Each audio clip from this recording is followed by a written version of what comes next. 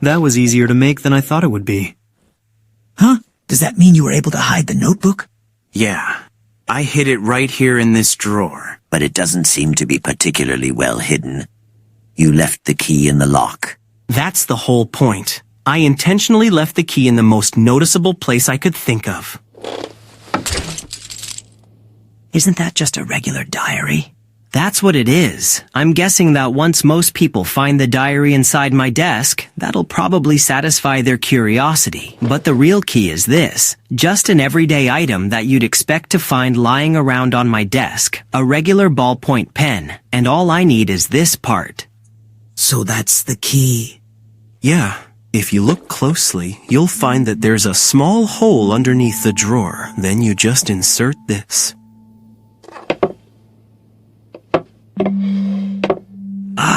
A fake bottom. The diary will distract most people, so I doubt anyone will find it. But that's not all. Huh?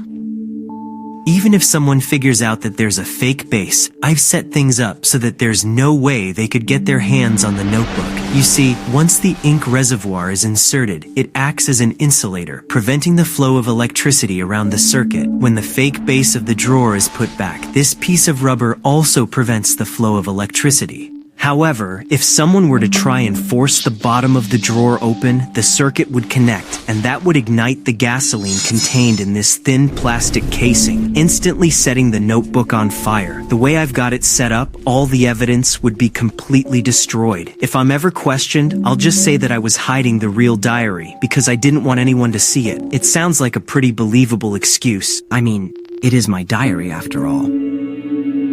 I've heard of humans finding death notes in the past, and typically the biggest problem they have is finding a good place to hide it. But you, Light, you're probably the first to have given it this much thought, though it's a pretty risky setup from the look of it.